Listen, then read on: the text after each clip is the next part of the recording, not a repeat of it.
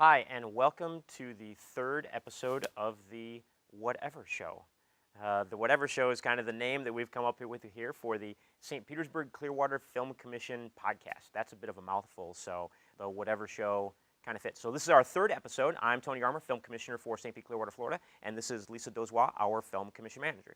So today we're going to talk about a few different things. We are going to go over some crazy or weird things that have kind of happened with the Film Commission, that have projects that have shot around the area. We're going to do another unboxing where we are going to have Jacob, who works with the Film Commission, showcase the Easy Share. It's well, I won't tell you about it. We'll wait till Jacob comes on. He can tell you all about the Easy Share unboxing. We're also going to chat a little bit about our Digital Creator Studio program we have with the Film Commission, and we'll do another segment of Ask the Commissioner. So lots of exciting stuff coming. And then also later in this episode, a little highlight of Fort De Soto Park, where Lisa is going to give you a little tour of Fort De Soto and talk about what it takes to film there and permit and use that awesome location here in Pinellas County. So again, thanks for watching.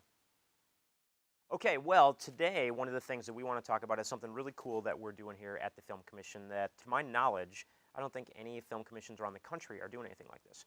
So a lot of you YouTubers out there, you're watching this on YouTube in our little box right here. Unless you've gone full screen, then I can't touch the walls. You're watching this here on YouTube. You might know that YouTube has this thing called YouTube Spaces. So if you're a YouTube creator and you're in LA and you've got 10,000 subscribers or more, you can actually use their sound stages and their facilities for free. There's a lot of stuff that goes into it. You've got to go through their YouTube Unlock the Space and different things like that. So we've essentially copied that model, and we have our own Digital Creator Studio. So we are here today at Suite 4K Studios in Largo, Florida. And if you were one of our digital creators, you could actually use this set. You could use the green screen here. You can use this facility for free. We would actually pay for your use of this facility. Same thing with Blue Water Media Studios in Clearwater. They've got a great facility there with standing sets and everything as well, and you could use that set and that location for free. So how does this work? What is it? Well, we kind of came up with this idea because it's not just YouTube and not just what YouTube is doing, but sort of, what our company's doing in this digital space. So let's take a look at, we've got a little PDF here. We can kind of go through and show you a few things. So if we scroll down a little bit here, the digital media business, everybody knows, you're watching this on YouTube, everybody knows where digital media is and kind of what it's become today. So take a look at Marriott Content Studios. Just look it up and look at some of the things they're doing. So like, for example, Business Unusual. Let's pull that clip up of Business Unusual right here. So Business Unusual is a short film that Marriott made that highlights one of their Marriott properties. I think this one is in Chicago, actually. It's just cool things and a cool, fun short story taking place at a Marriott in Chicago. And that's how they're promoting the Marriott brand and promoting what they're doing. And it's got this little musical number kind of that opens up and everything. And it's got something like 7 million views on YouTube or something like that. So it's just this different model for businesses to kind of create their own content and get their brand out there, very much a brand awareness kind of thing. So, what we're doing with the Film Commission is giving you, the creator, whether you're a filmmaker, a YouTuber, or whatever else, an opportunity to create your brand and use some professional resources, basically. So we have an application process. Lisa, do you want to talk a little bit about our application process for this?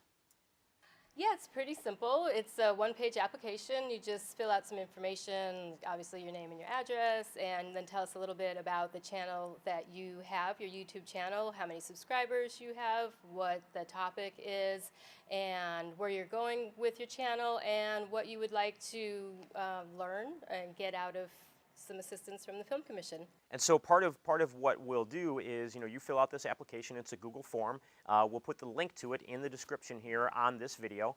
You just go to that Google form, fill it all out. We take a look at everything and see if, one, do you have a YouTube channel that's got a lot of subscribers on it? Are you making a lot of good content? Would it be, worth our while to help support your efforts? Or two, maybe you don't have a really robust channel, but you're really talented, and we can see that you're creating some really great quality content. What we have actually coming up at the end of this month, January 2017, on January 28th, is our Digital Creator Bootcamp. So the way it works is you fill out the application. We send you an invitation to attend the Digital Creator Bootcamp. After you go through this 4-hour bootcamp with us, you have then basically unlocked the space and you're allowed to use the facilities, and then you coordinate to the dates and the times with ourselves and with either 4K or Blue Water, and you can use these facilities. So it's a really great program. And so for this month, January 25th, 2017 is the cutoff to get in applications. So get your application in, show us the content that you're making, and hopefully you could be one of our next digital creators. Some of the things that you're going to learn when you go to the boot camp are things like how to choose the right thumbnail for your video to attract more attention. You'll also learn different ways to monetize your YouTube channel. We'll teach you a little bit about how to build your subscriber base. Collaboration. So we'll go over collaborating with other YouTube creators. So one of the really cool things is you won't be in this boot camp by yourself. There'll be other creators there, and so it gives you an opportunity to actually network with and then collaborate with these other YouTubers that are local. And that's part of the goal too, is kind of see who's here, see who's local, let all of you guys get together and work on creating this content together. So we kind of go through this whole little thing. You know, YouTube actually has its own YouTube Creator Academy, and really what we're doing in this boot camp is just going over the same stuff that YouTube already has in the Creator Academy. We're just kind of regurgitating it. So if you want to take the initiative and learn that on your own, you're not in our area, and maybe you're not able to use our YouTube, or not our YouTube, but our digital creator spaces, but you want to learn this on your own, take advantage of the tools that YouTube is giving you, and you know, get out there on your own and just start making content.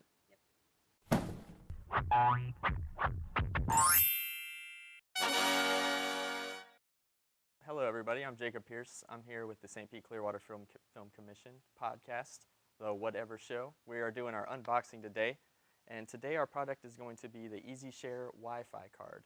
So we all have and love our iPhones or our camera phones that we can take pictures with on the spot, on the fly, wherever we're at, and we can share our pictures immediately wherever we'd like to, on Instagram, Facebook, on any of our social media sites. But we run into the issue of having really low quality images, and especially at nighttime you get really grainy images and just low quality overall. And then we have our DSLRs, our big heavy cameras that we can carry around our neck here that give us great quality images, yet they don't give us the ability to share them right away. You have to carry around all these bulky cables with you. You don't want to do that. We want to be able to just share immediately. And so now we have this new solution to be able to use this tiny little inexpensive Wi-Fi card that you can just plug in directly to your camera, and then as you're taking pictures you can share them real time.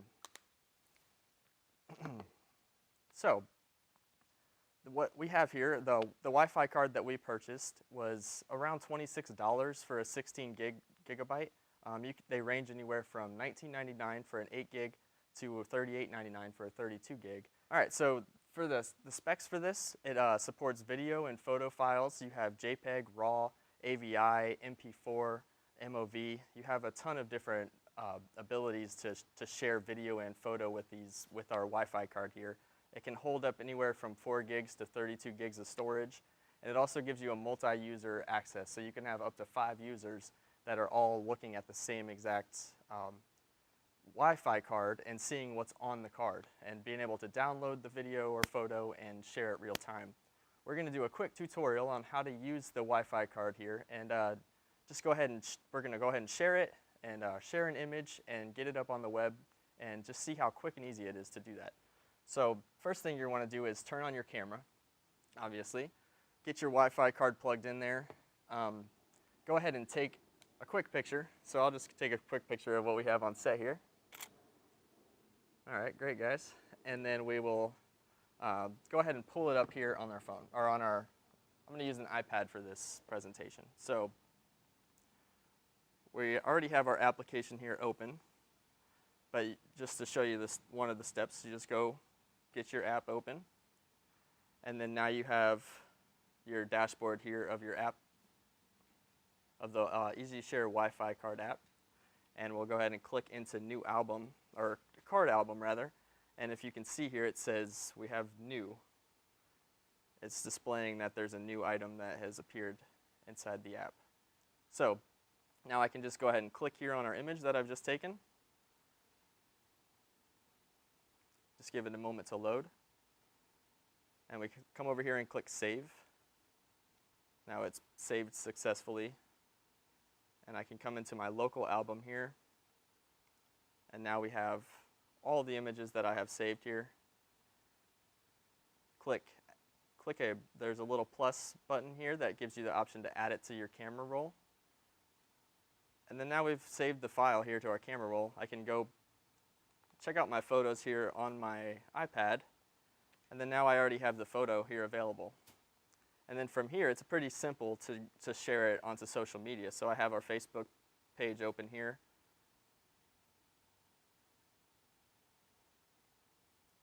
Oh, one thing that I've noticed too is that if you're connected to the Wi-Fi on the card, that you'll have to disconnect from that Wi-Fi. So you'll have to come back into your Wi-Fi settings, either turn your Wi-Fi off so that you're no longer connected to your camera, and then connect either to your local Wi-Fi, or if you have a network that you're connected to, which we are connected here to, we can just go ahead and post it.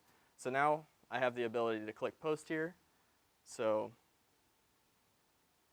I would rather not share this picture on Facebook, but if you did have the ability to, or if you wish to, you could share this picture instantaneously. And it's the same thing for photos. So I'll go ahead and open up our photos, or same thing for video rather. So we'll go back here to our video album. And earlier I recorded a clip just of the set here and everyone getting ready. So just a really quick, easy clip. And it's already, that came straight from my camera here. And we can go into our image here. And then this can also be added to the camera roll. So now you've seen pretty quickly how we were able to go straight from our camera to the iPad, straight to sharing it on a social media page within maybe less than a minute. So you have this ability now to be able to share directly from your Wi-Fi card right onto social media within moments. So no longer do we have to worry about plugging our camera in to our computer, using big bulky cables, carrying things all around all the time. We can go straight camera, take a picture, upload it straight to your device, and then straight to social from there. So pretty much the pros and cons that I ran into. So our pros, we have inexpensive, easy to use, it's really lightweight. The cons are that this specific card is actually created in another language, so you'll see English on there, but you also see some characters that are Chinese on there as well. So that's something that is kind of might be hard to navigate it, but as you can see from the app that we just used, that was pretty simple. Another thing too is that many DSLR cameras are now starting to integrate this technology directly into the camera. So somebody might need these Wi-Fi cards, but other cameras, if you're purchasing a newer camera, you might not need this. It does require a little bit of setup, but it's pretty simple to actually initially set up. Another thing that I noticed too is that it does not give you a thumbnail for video. So when you're initially downloading the video, you'll have to download the most recent video to know that that was the one that you want. Otherwise, download them all and then go and look through your camera roll. And like I mentioned before, from time to time you'll forget that you're actually connected to the Wi-Fi, so you'll have to disconnect. So those are a few things that I noticed. So what we'll be using the Wi-Fi card for here in the Film Commission with Visit St. Pete-Clearwater is we'll be using this product to capture images and video and sharing them real time, either at events, while we're out doing location database updates, at attractions around the area, or at sunrise or sunset. This is going to give us a leg up when sharing at special events, when we're able to share images quicker than anyone else is, because they have to go home, upload the images, get them onto their social media. We'll be able to share them instantaneously, and we'll be able to basically get a leg up on that on our social side. So visit Amazon, go ahead and check out all the other Wi-Fi cards that are out there. We know that Easy Share is a great one. We've used it in the past, but make sure you do your research. Find out which Wi-Fi card is right for you, and get out there and start shooting and sharing. Thank you very much. Back to you guys. So we're really excited for this next segment. We've got a great interview today, and today we are going to talk to, hold on a second, we all know what that light means. It's time for Ask the Commissioner! This is the segment where we answer your questions. What sort of things do you want to ask the Film Commission? So shoot us an email, put it in the body of the comments here on the video, and we'll answer the question. So today's question is, how can I get an incentive from the Film Commission?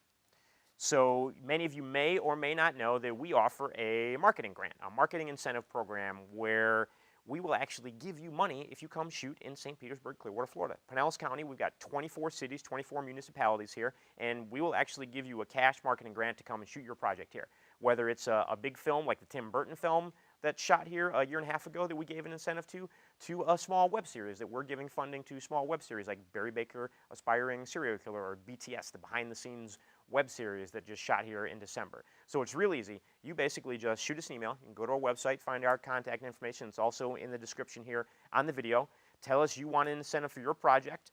I will send an application over to you. You fill out the application, send it back to us, and then I'll get back with you and tell us if your project is something that we want to give an incentive to. And like I said, it could be anything. It could be a small web series that's a $30,000 web series, all the way up to a big $1 million+ project. Anything can get an incentive. And the way that it actually works is you have to be shooting in the area. So we're not just going to give you the money and you can use that to get started with your project. We are a marketing grant. So here's what we want. We want testimonial videos that say how awesome it is to shoot in St. Pete-Clearwater from your main talent and your director or producer. We want to do a behind-the-scenes social media campaign so that while you're here shooting, we want you posting stuff on social media. We want to come out to the set and post things on social media and show that you're filming in the area and show all the cool stuff that is happening. We want to be able to use your key art and your posters in our marketing materials later on to showcase the projects that have shot in the area. A special thanks in the credits. We want to set up a media day where we can have media come out and interview you and talk about the things that are going on. So all these marketing type of elements that promote your project and promote the fact that it's shot in St. Pete-Clearwater, that's what we want from you. We get those things and then we give you money. That's pretty simple. It's pretty easy, right? So we want to see those beauty shots of the area. We want to see you in downtown St. Pete. We want to see our beaches. We want to see Tarpon Springs, Safety Harbor, Dunedin. We want you to come and we want you to showcase our area. Shoot outside, shoot these great exteriors. Doesn't mean you have to shoot everything there, but really showcase the area. You know, show the world kind of who we are and what we've got and what's available for filming. That's why you get the incentive program, because it showcases, it markets the area basically. So go to our website, send us an email. We'll send you the application, and let's see if we can bring you to St. Pete-Clearwater to shoot your next project. So in this segment, Lisa and I are going to discuss some of the odd or weird or unique or different kind of things that the Film Commission here that we work with, or that kind of happen occasionally. So we're going to set the stage for you here. So there's someone who has decided they're going to shoot an action thing, an action project. And as part of this action project, they're using guns. So they had got some off-duty police officers, closed down an alley and shot a sequence with some guns and stuff. Everything went great. Well, they needed some more shots for this, and what they did is they decided not to apply for a permit or contact the police when they were going to shoot this other scene using real guns that were unloaded on public streets. So why don't you kind of take it from there, Lisa, and tell us what happened next? Yeah, apparently they just thought that they could go out there on their own and do this scene and nobody would notice because they thought they would do it real quick. And unfortunately, someone did notice, and the police were called in. And what happened is the police got a call. I don't know what the right code is for a shooting in progress. But the cops went there and stumbled on, came to the scene, and they had their guns drawn and they were ready to defend the public safety. They thought there was a crime being committed. And these, I don't know, maybe they just didn't notice the cameras and all the lighting, but that's not up to us. That doesn't matter. And they pulled the gun on the filmmakers, and it could have gone really bad, but luckily, not really. Yeah, basically, the cops showed up, thought this was a real robbery, and you had a whole standoff with a film crew and cops with their guns drawn. So sort of the moral of the story is number one, if you're going to shoot anything in the area and it's beyond just, one person, you and a camera or something like that, it's really easy. Go to our website and fill out a permit. Here's a permit application. Permits are free. It literally doesn't cost you anything to go and fill out a permit. So why wouldn't you fill out this permit application, send it to us so that we know what's going on, so that we're just aware of what's happening in the area. And we encourage you, even if you're unsure if you need a permit or not, just fill one out anyway. Like Tony said, it's free, it's simple, and then let us look over all the shoot details, and then we'll help you decide if you need to go the permit route. And if you do, what other resources that you're going to need to make sure that your shoot is safe. And kind of along those same lines, if you are a professional filmmaker or you want to be a professional filmmaker, this is what professionals do. They actually get permits. They follow the proper process. So if you someday want to be a Spielberg or you want to be somebody making these big films, why not start learning the proper way to do things now when you're just starting out? And when you do things the right way, it just kind of helps everybody. So the only thing about getting a permit is you're going to need insurance. So you go to the website, has all the insurance information that you're going to need there. That's nothing too complicated. But really, kind of the moral of the story is definitely weapons. If you have any sort of weapons whatsoever, if you have a sword, even if you've got A knife, a machete, a prop gun. a knife, machete, yeah, exactly, anything, A rubber chicken. anything that could be construed as a weapon, you are going to need off-duty police on set, because the general public, just assume most people don't know what's going on. Even if they see lights and cameras and whatever else and people standing around eating craft services and sandwiches, doesn't mean that they're like, that guy's got a gun. They're going to call the police, even if they know you're shooting something, because some people just want to make sure that you're, they're nosy and they want to make sure you're doing things the right way and somebody doesn't accidentally get shot. So It's really not that expensive. It's about, you have a hourly rate for the officers, up to maybe about $50 an hour. There's usually a minimum hour requirement, maybe 3 hours, 3 or 4 hours. Maybe you're going to have a cruiser. That's an additional $10. And then, so for under $100, you can guarantee that yourself and all of your crew and the public are safe. it's literally $10 to have a cop car out there.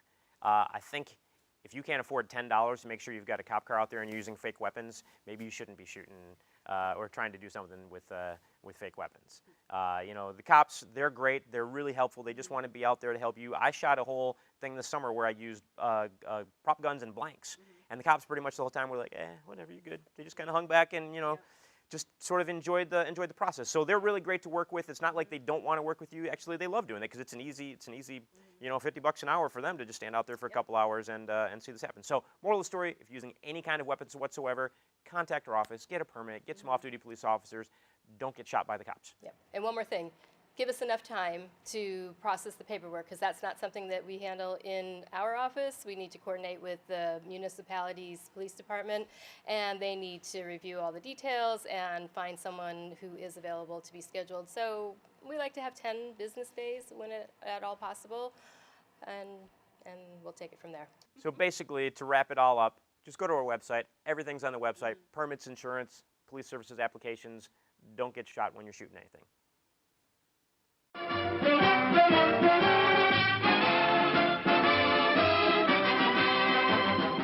So coming up next is our location of the week. So Lisa is going to showcase Fort De Soto Park. She's going to talk about how awesome it is to shoot there and everything that it takes to shoot in Fort De Soto, Pinellas County Park. So bye, Lisa. We'll see you at the park.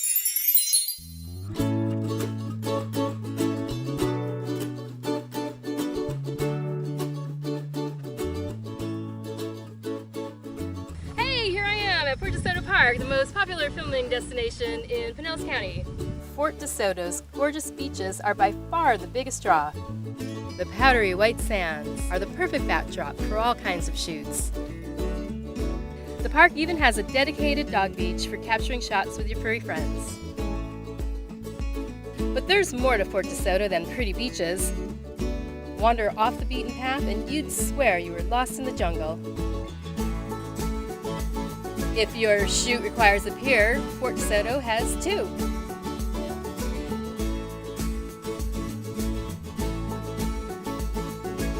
There's designated launching areas for watercraft for all your on-the-water shots. There's plenty of parking at Fort De Soto, even for oversized vehicles and motorhomes. Just remember that there's a $5 per vehicle parking fee. There are many covered shelters spread throughout the park that are available on a first-come, first-served basis. The fort is a National Historical Monument, so you can't film on the fort. However, you can get these awesome and unique set pieces in your background. Think Fort De Soto Park is the perfect location for your next shoot? If so, just leave our online permit application and we'll send that information out for review. That wraps up our tour of Fort De Soto Park. Hope you liked it. Back to you, Tony. Well, thanks for joining us for the third episode here of the Whatever Show, the St. Pete-Clearwater Film Commission podcast, number 3. Whatever show, whatever we're going to call it. That's whatever we do, whatever kind of happens. So Ken and I want to thank you for tuning in today, and we look forward to you subscribing to the channel. Just click over there to subscribe. Don't forget to like this, share it, get it out there. If they already put a comment down below, but make sure that you're sharing it with friends and letting everybody know about it. Take it away, Ken.